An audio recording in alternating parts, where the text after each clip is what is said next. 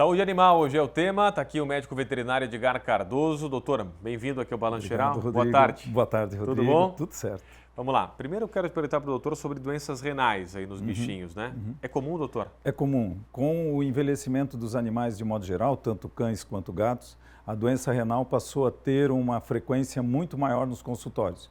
E o que a gente observa, e o grande desafio, é que ela é silenciosa, quer dizer, quando se percebe, muitas vezes já tem uma certa dificuldade mesmo do tratamento, porque grande parte da função renal já se perdeu. Como prevenir, né, problemas aí nos rins dos bichinhos? É exame frequente. O que a gente recomenda, assim, todos consideram realmente que a partir dos 5, que cada ano do animal equivale a, sei lá, 6 anos, por exemplo, da espécie humana. Então, se um animal de 6 teria 36. Então, quando o animal começa a chegar perto dos 10 anos, ele teria próximo de 60 anos.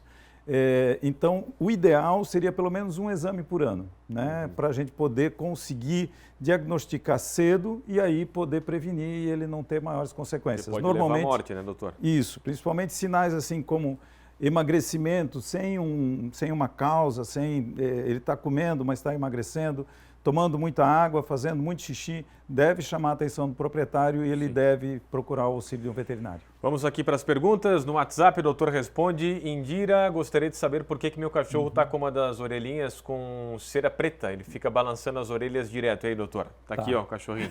Indira. Esse é um problema muito comum, assim, da maioria dos cães. Não é normal, claro, a orelha tem que ser limpinha, a secreção tem que ser amarelinha, clara. Normalmente essas infecções, essas alterações do ouvidos, elas podem ter 4 causas básicas. Pode ser alérgico, pode ter fungo, pode ter um pouco de bactéria, mas pode ser excesso de produção de cera também. Então, muitas vezes a única solução é realmente, para poder eliminar o problema, tem que examinar, olhar lá dentro o que está acontecendo, às vezes fazer o exame dessa cera para conseguir eliminar de vez a causa, porque senão vai tratar, melhora durante 2, 3 meses, depois os sinais voltam todos de novo. Se não descobrir a causa, os sinais retornam. Boa, valeu, doutor. Aqui, ó, mais uma dúvida. Sérgio, olá, quando o cachorro morde o rabo até sair sangue, o que pode ser isso aí, doutor? Tá. Muitas vezes o cão ele tem problema que a gente chama de comportamental. Pode existir, sim, algumas doenças que acabam dando um certo amortecimento no rabo e isso incomoda o cachorro porque ele passa a não perceber mais o rabo como sendo parte do corpo, porque aquele rabo teve uma compressão da medula e ele não está sentindo. Outras vezes, realmente é comportamental, ele começa por ansiedade extrema a morder o rabo e isso pode ser progressivo. Existiu o caso, por exemplo, de amputar o rabo e aí ele parar de mexer no rabo e começar a querer morder a mão. Então, normalmente tem que ser combinado, ver se realmente existe algum problema na coluna. Se tiver, trata o problema, ele deve melhorar. Se não tiver, tem que tratar a parte comportamental mesmo. Edgar Cardoso, médico veterinário, respondendo perguntas aqui no Doutor Responde. Mais uma, Gisele tem uma gata de 6 anos e às vezes quando ela come a ração, ela vomita, mas somente a ração que comeu. Isso é preocupante ou não, doutora? Tem que ver a frequência. Às vezes o que acontece é que o gato come muito rápido e acaba excedendo o que deveria comer. Às vezes por ansiedade, acabou de botar, ele vai lá, come tudo e acaba vomitando. Se isso ocorrer com muita frequência, aí realmente tem que avaliar, porque ele pode ter algum problema estomacal que está provocando o vômito. Às vezes é só isso mesmo, o gato é muito ansioso, acabou de colocar, ele quer comer tudo que está ali no pote. Agoniado. E aí excede a quantidade do estômago, acaba vomitando, depois ele come devagarinho o que vomitou. Isso é comum também. Esses gatinhos aí, vou te contar, né?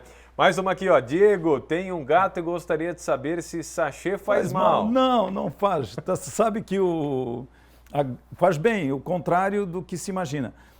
O sachê, por ter uma grande quantidade de água e o gato, por tomar pouca água de um modo geral, ele acaba fornecendo para o gato a quantidade de água que ele precisa. Então, o sachê só faz bem, não tem problema nenhum. Tá? A ração é seca, o gato se acostumou com a ração seca e às vezes é até difícil oferecer esse sachê porque ele não aceita bem.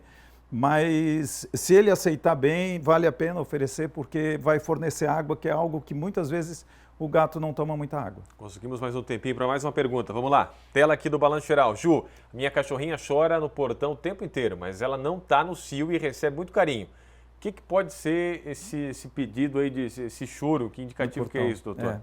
Ali vai ter que ver, às vezes tem cães que sofrem que a gente chama de ansiedade de separação. Quando o proprietário ou aquela pessoa que ele tem vínculo sai de casa, o cão não tem noção de tempo. Então, para aquele cão, o dono sumiu.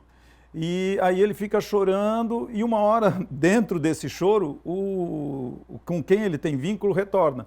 Então ele acaba associando o choro como se o choro atraísse o dono de volta, né? E aí ele permanece, toda vez que a pessoa com quem ele tem vínculo sai, ele vai chorar porque acha que chorando retorna o dono.